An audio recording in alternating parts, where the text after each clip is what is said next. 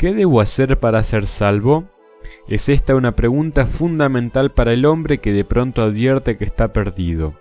Ser salvo resume muy a menudo todo lo que un alma necesita y todo lo que el Evangelio le ofrece.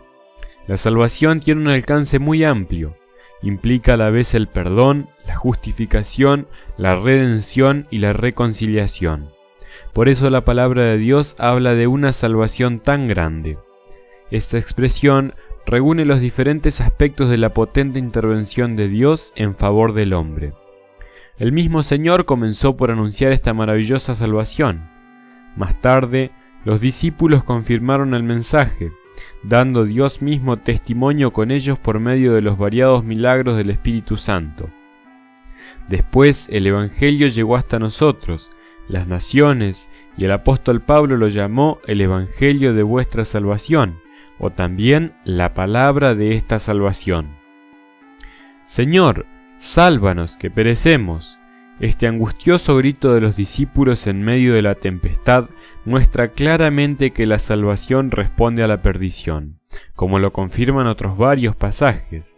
En 1 Corintios 1:18 se establece un contraste entre los que se pierden y los que se salvan. Más adelante, el apóstol divide a los hombres entre los que se salvan y los que se pierden, 2 Corintios 2:15.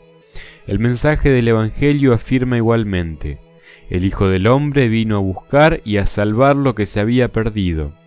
Como culpables tenemos necesidad del perdón. Como condenados nos hace falta la justificación.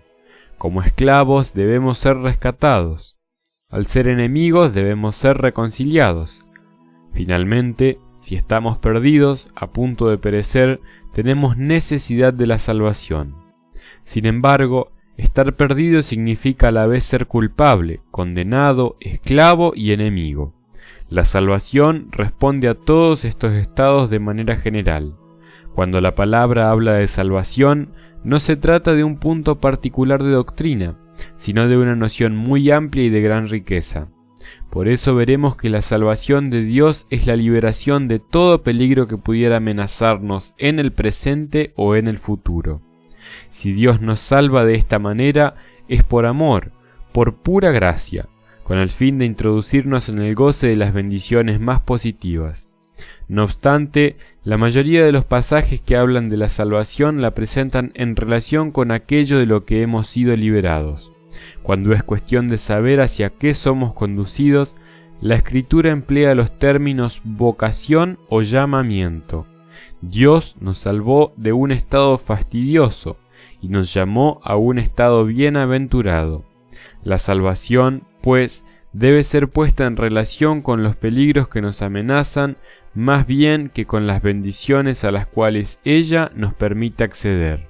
Como el pecado es la raíz de todos los peligros que nos amenazan, el Nuevo Testamento, deliberadamente, comienza por la salvación relativa a los pecados. Desde el primer capítulo de Mateo se habla de Jesús como de aquel que salvará a su pueblo de sus pecados. Ello sitúa la cuestión a un nivel mucho más elevado que el de las liberaciones temporales. Efectivamente, sobre todo hay que considerar las consecuencias eternas del pecado, es decir, el juicio que Dios pronuncia sobre cada hombre pecador, y el castigo que debe infligirle la ira del cielo. Nosotros somos salvos de esta ira. La salvación, en su sentido más profundo, es una dispensa o una liberación de la ira de Dios, cualquiera sea la forma en que ésta se manifieste. El Evangelio es poder de Dios para salvación a todo aquel que cree, porque la ira de Dios se revela desde el cielo contra toda impiedad e injusticia. Romanos 1, 16 al 18. Un poco más adelante, leemos que por él seremos salvos de la ira, capítulo 5, versículo 9, y que no nos ha puesto Dios para ira, sino para alcanzar salvación por medio de nuestro Señor Jesucristo, 1 Tesalonicenses 5, 9. El pecado también nos había sumergido en toda clase de miserias, de esclavitudes y de enemistades, pero el Señor nos ha salvado de todo eso. En efecto, nosotros también éramos en otro tiempo insensatos, rebeldes, extraviados, esclavos de concupiscencias y deleites diversos, viviendo en malicia y envidia, aborrecibles y aborreciéndonos unos a otros. Pero Dios nuestro Salvador nos salvó. ¡Qué mensaje de esperanza!